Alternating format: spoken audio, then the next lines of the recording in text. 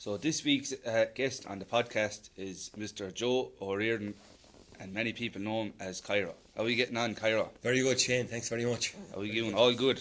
Yeah, very good. Thanks very much. Yeah, it's good. In the post office, this is actually was one of the last places I thought we'd be doing this little chat, believe it or not. But it's nice there. It's like kind of a sanctuary, Shane. It's nice and quiet here, and obviously all the rush is gone now, and everybody's gone home. And Came before the storm. Came before the storm, exactly. How long are you working with the post office now, Cairo? Like I said, I'm from Abbeyside. I was born in Abbeyside, 1963. Like I was actually born in Abbeyside, in the old nursing home there beside the track, and I ended up we ended up living in Murphy Place. My father's people would be from Dungarvan, from Bridges Terrace and Friary Street, and I started off in the post office. I was just turned 17. I had just done my leaving cert, and I had done an exam about a year and a half before that. It was a national exam to get into the post office, so I finished high up enough in that to get the call. So I got the call in 1980, in about May of 1980, and I remember I was doing my leaving cert at the time, and I figured like that I'd just do a year in the post office, and then I'd probably go to college after it. So it was kind of like it was meant to be kind of just a start for you. Exactly. 40 years later, I'm still here, and I'm postmaster in the town. I've been in charge of the post office probably since 1997. So that's about 23 years. This is my 40th year in the post office. So it's a lifetime kind of a job. There's not too many people now in jobs around the town who spend that length of time in the job.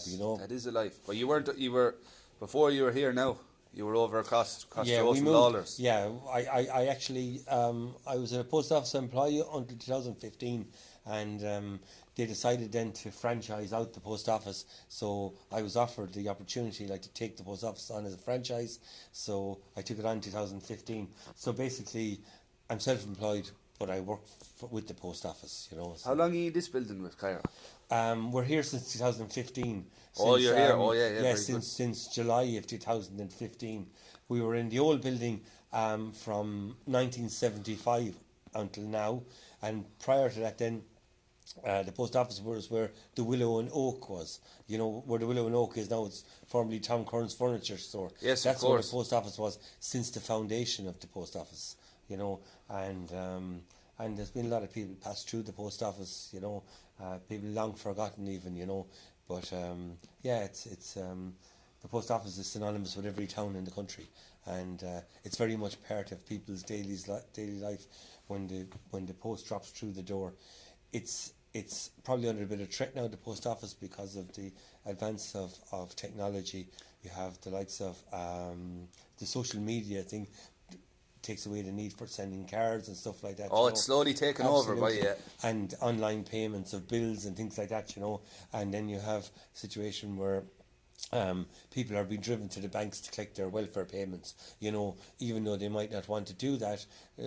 That's the way it's going, though. Yeah, seem to be pushing them that way. We're trying to resist that, you know what I mean? Trying to make the post office ever relevant in society and in the town and around about, and the post office have responded in that. There's various initiatives that they've got involved in, they're involved in the book of the year, writer of the year, and we had a promotion at Christmas where for every piece of phone credit we sold, we donated a certain amount to homeless charities, which is very good, very socially proactive. Great cause, in fairness. The post office has always been there, always been kind of the socially proactive thing. When this country was going down the tubes because of the actions of Fianna Fáil and Fine Gael, and that, people left the banks en masse, in hordes. They trusted the post office. Yeah, it survived the test of time. Absolutely.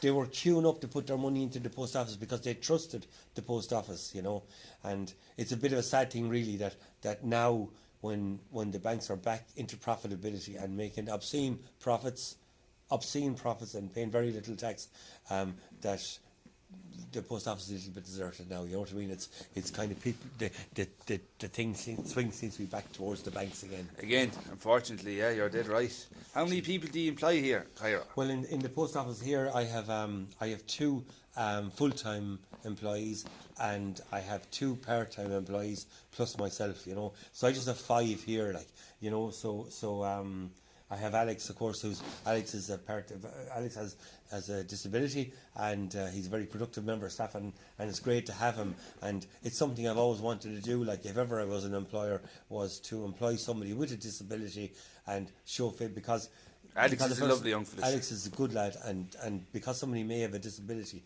it doesn't mean that they can't do the job properly, you know. And he does the job perfectly well, and he's a popular member of staff, you know. The other 2 lads are long-term people in the post office, as you know yourself, Fluky and Mick.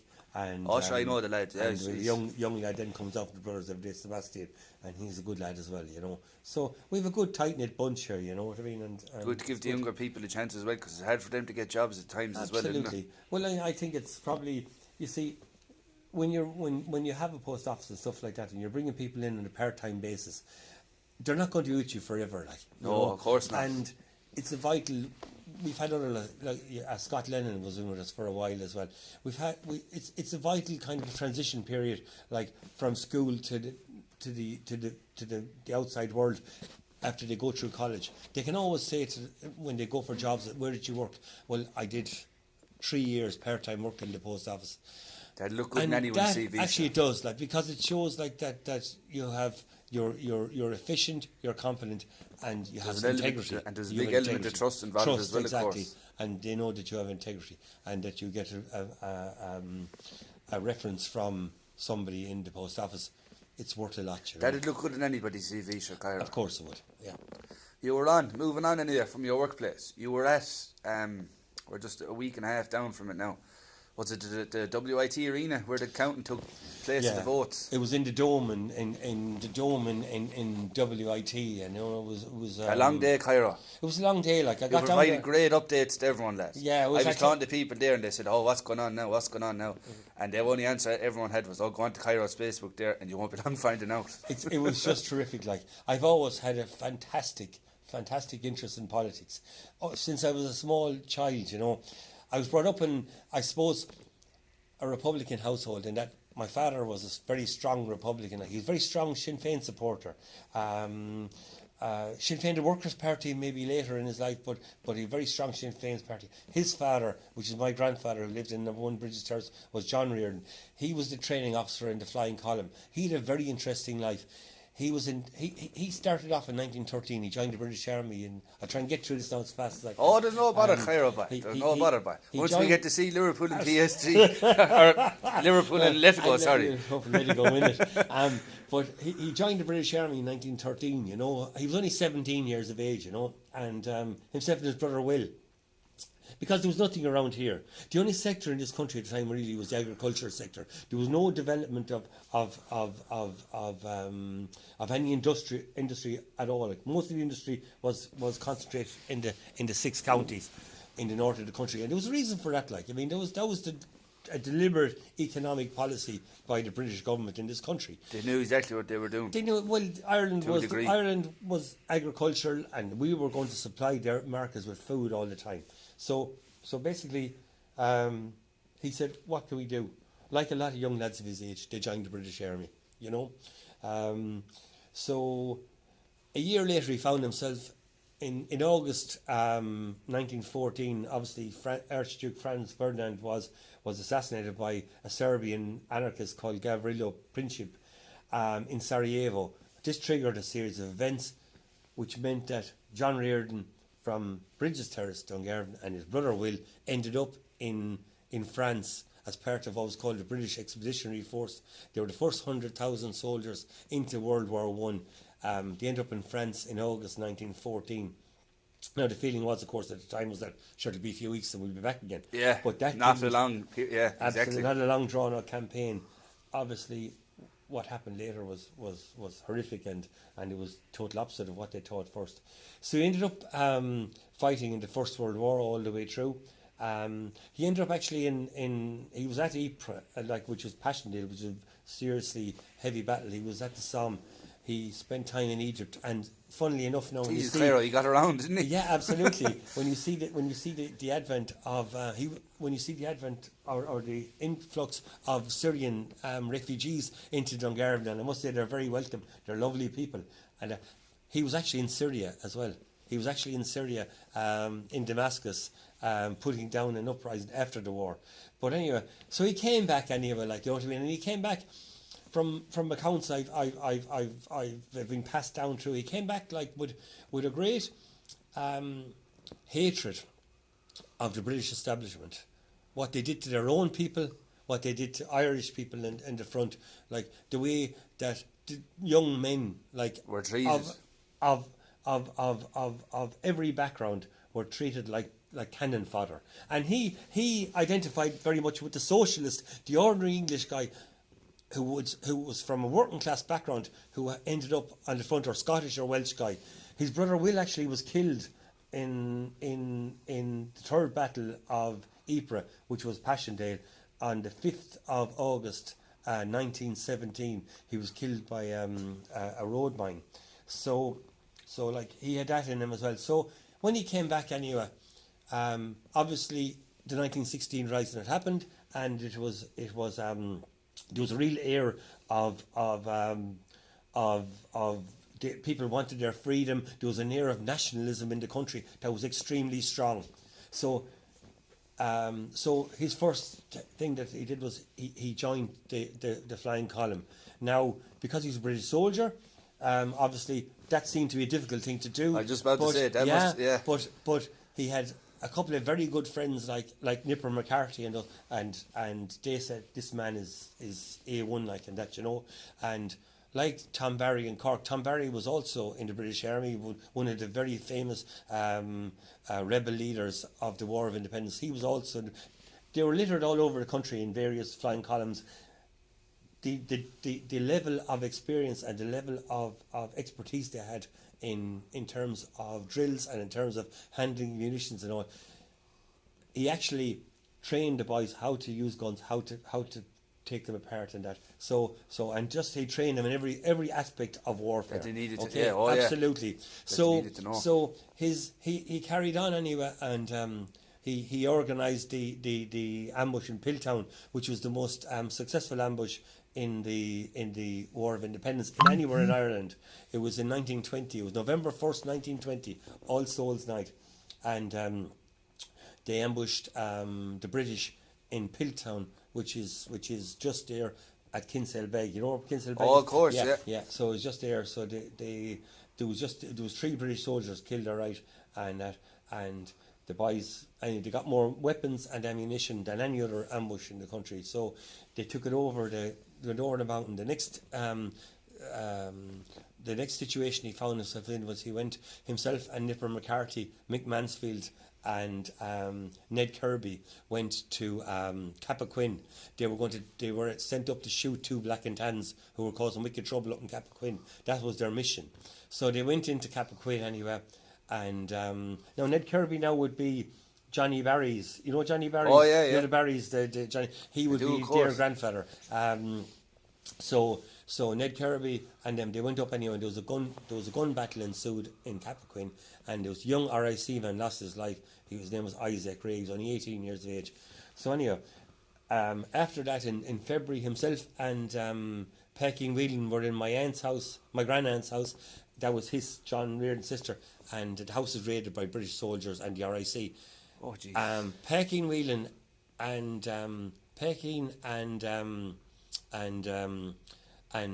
my grandfather were taken then. But now Pecking Whelan would be Donny Whelan's father. Oh yeah. Right. Okay. Donny, sure. He married to Stella, sure. Exactly. My grandfather's sister, Stella. She was the youngest of the Duggans. So I'm with you now. That's your connection. So the boys were brought off anyway, and they were brought off by gunboat up to Belfast, where they docked in the Herland and Wolf shipyard.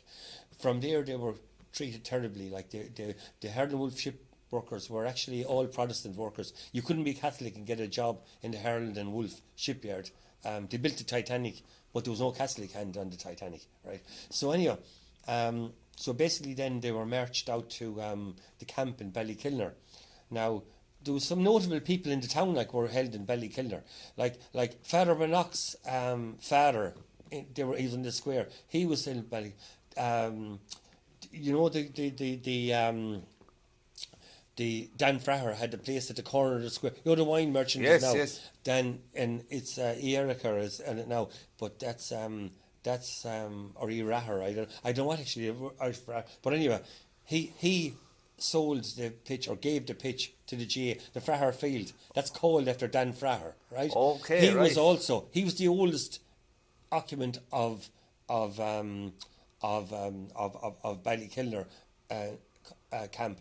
One of the Moonies from Old Parish was also in there. There was a Sean O'D. There was a lot of obviously Packing Williams. There one of the McCarthy's up in Bridges Terrace. I think he'd be Thomas Duggan's granduncle.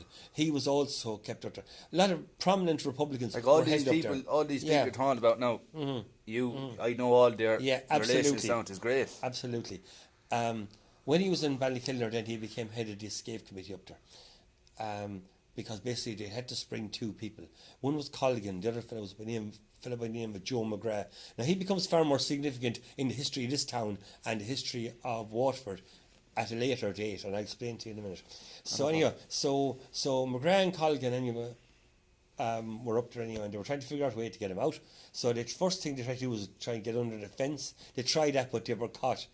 And my grandfather ended up getting 30 days solitary confinement. So 30 days? 30 days solitary confinement, bread and water, right? Okay. So anyhow, so they said they'd go again. And look what happened. There was a soldier up there by the name of Penny. And he supplied uniforms to my grandfather for a £5, right? So the two boys put on the uniforms and walked out the front gates, right? A £5, I imagine. Actually, but £5 a lot in those days. Yeah, that's what I'm saying, the guy Joe McGrath I'm talking about, he founded the Irish Hospital Sweepstakes. You're a bit young to know what they were. Oh, Jesus. They were kind of the original national lottery, right?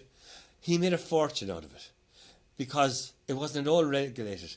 At the end of the day, he'd give certain amount of money to the government, but nobody knew how much money he was raising. Yeah. Joe McGrath then went on. A very clever businessman, so. Oh, well, he was a bit of a gangster. Oh, hey, but you have to be a gangster at times. He was, though. And he wrote to my grandfather at the time, when he was doing this, if he had anybody old enough that he wanted to get a job as an agent. Now, the agents became very wealthy out of it, right? But anyhow, McGrath, later in life then, McGrath founded Waterford Crystal. Joe McGrath, who my grandfather sprung out of prison, founded Waterford Crystal and Dungarvan Crystal. He was the man behind it all. So he ended up being very very close to this town. Yeah, exactly. Yeah, serious exactly. knock-on now, effects. obviously, what happened to Glass Factory, Glass Factory after was a pity. But now, my grandfather was interned in Ballykilner until the truce was signed in, I think it was in August or September 1921. Okay, they were freed from the camp. But on the way back from the camp in Thurles, the train was attacked by Black and Tans and army irregulars as well. So basically, there was a young man from Ardmore killed. Declan Hurton is his name. He's actually buried in Ardmore and all. Declan Hurton had been interned, and he was killed on the way back from Ballykilner. So when they came back from Ballykilner, of course, the treaty had been signed then at that stage in November. The treaty was signed and it plunged the country into headlong civil war. It was brother against brother, and my grandfather went against the treaty. He didn't believe it was fair or right to leave the 6 counties on their own and to leave them to turn our back on the Republicans, a lot of whom he would have spent time with in the internment camp. He'd know him quite well, yeah. They would turn their back on them, and this was wrong. So there was a big element of loyalty there. My grandfather went with George Lennon. Now, George Lennon, I forgot to mention him. George Lennon was the youngest commander of a flying column in the country. George Lennon was 18 years old. Now, people think of the flying column and they think of all like grisly kind of veterans and all like that. The flying column consisted of young men. Like George Lennon was 18. 18 is but all. the rest of them, my grandfather was a veteran. Like he's described in kind of accounts of the thing as a Great War veteran John Reardon. Like you know, like he was 24.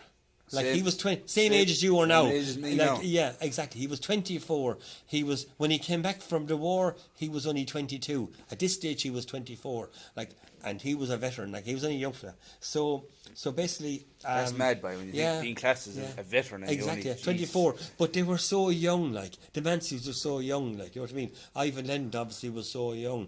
Pat Orman's father, George Kiley. Pat Keating was in the famous Pat Keating that was killed out in the Burgee ambush, and John Fitzgerald. Keating Street and Fitzgerald Terrace are named after them, where you're living. Where I'm living. John Fitzgerald, you might even have known that, did you? All I know is I'm living with my mother and father, and I don't know much other than that. Fitzgerald Terrace is named after John Fitzgerald, who lost his life out in the Burgee. And what was the other fella? Sorry, Pat Keating.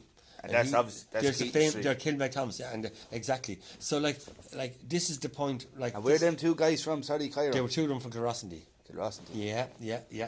They're buried in the Republican plot in Kilrossenty, outside St. Bridget's Church. But now, anyway, my grandfather went against the treaty. They went to Waterford, himself and George Lennon. They entered Waterford City as the British troops were leaving on the other side. They were the first free Irish soldiers to enter Waterford City.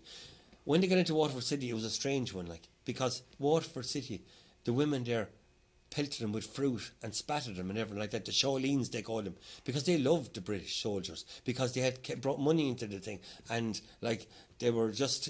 Waterford was a very pro-British city. You know what I mean? And you can still get elements from now. King George V came to Waterford about 15 years before that. The crowds lined the street waving Union Jacks. You see, this is something we don't know too much about our history. You had a great case. To find. I'm have to learn a few things there now already. It's great. And you had a case like where Waterford was known as being the most pro-British city in Ireland. Why Waterford, Doc? Waterford and Belfast. It was just, there was an element there, like, you know what I mean? It was very, very pro-British. And you know, like, I mean, it's there was a lot of good Republicans in Waterford City as well, but Waterford City was known for being extremely pro-British. But anyway, they got to Waterford City anyway, and they held Waterford City until the pro-treaty people arrived. Now, the pro-treaty came along. They were far better equipped because the British were equipping them, you know, because the British wanted them to win. They wanted the treaty to pass, so they provided the pro-treaty side with ammunition support, logistical support, everything they needed. Whereas the boys who were fighting the anti-treaty side were pretty limited in what they had. So basically, they held Waterford City for a while. My grandfather held the jail, and George Lennon was in the post office. They were firing out, so the British were firing from across, it's probably much of a difference. The pro-treaty side were firing from across the river, and so they obviously had to evacuate the city because it was impossible. Yeah, absolutely. So they came back anyway, and they came to Kilmacthomas, and they held Kilmacthomas for a few days. And when he came back to Dungarvan, he said enough now. He'd been fighting for nigh on 10 years in various kind of. Lucky he wasn't killed himself at that time. Absolutely, he didn't want to be fighting his own at that stage. Like, he just had lost. Enough was enough, Cairo. Exactly, enough was enough. But he actually, like, he always spoke about afterwards. Now, he died before I was born, but I used to hear from my Aunt Mary Reardon, God be good to her, and my father, and that, like, you know, he used to always be on about they'd be talking about it, but the one fella he was always used to say was the best ever was Nipper McCarthy. Now, Nipper McCarthy... What McCarthy's would they be now, Nipper Cairo? McCarthy would be Sean McCarthy's grandfather. Mairead McCarthy. Shawnee McCarthy in One Foot in the Grave. Yeah, exactly. 1 foot in the grave. Sean, yeah. The Nipper used to work in Bridge Motors as a mechanic. He was only 16 years of age.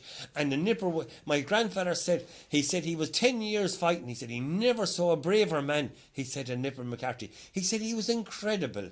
Do you know when my father was making his communion? He went to school with Sean. Would they be? Would Sean and my father be a little bit older than you? Johnny, no, we were the same age. We were all in the same class. But I can always remember, no matter how old, very young, I can always remember my father saying Nipper McCarthy. Well, not Sean's. It was Sean's grandfather, I think. Yes. He was one of the first fellas to have a car in Dungarvan. He worked as a mechanic. He worked as a mechanic in that Bridge ring Motors. bells, yeah. Absolutely. And he drove the car for the He flying brought him column. down to their communion. Yeah. He was one of the first fellas to have a car in Dungarvan. He drove everywhere for the flying car. He used to bring him. Like I mentioned about the incident in Capaquid with the police constable. The same thing happened again, like in a few other places. Like even they were in Pickerstown. There was an ambush in Pickerstown in Tremor, and it was a botched ambush. Like it was so badly planned. Like they made an absolute hames of it. And there was a guy, McGrath, was killed. Now McGrath ended up to be like the Tremor GA Club, or not Tremor GA Club, they're Micheál McGraths. They're called after the guy that died in that ambush. You know, he was a young Republican soldier, who was a part of the ambush, and he was shot. He was killed in it, you know. But on the way, they were coming back. They obviously had to evacuate the place because the British had the upper hand. Like, it was a complete Hamesley thing. But anyhow, they were left out in the middle of nowhere anyway, so they had to get back to the west of the county. So my grandfather said he had the compass and he had his army training, so he guided. He said he would guide back by the stars. But they came to a house, and a big kind of a country house, and they went up to the door anyway, and my grandfather knocked at the door, and this guy answered the door. He was kind of like a butler, and he said, "What do you want?" And my grandfather said, "We want to commandeer your care for the Irish Republican Army." And he said, "Go, you cheeky chappy." And Nipper came down beside him. A cheeky chappy. And Nipper came down, and Nipper came over, and he whipped the gun out of his pocket and shoved it. "Give us the fucking care now, I'll blow the fucking head off you." Straight to the point, boy. Straight to the point. No and your man, yes. his next action was to give the. But my grandfather said it was comical because Nipper was young fella of small stature. Yeah. The gun was as big as him, but he got Great the message integrity across. there. He got the message across. Yes. 1 second now. Give me How 1 second. old? He's only a small fella. Can you pause? I can. Yeah, just 1 second. Shawnee McCarthy, boy. 1 foot in the grave.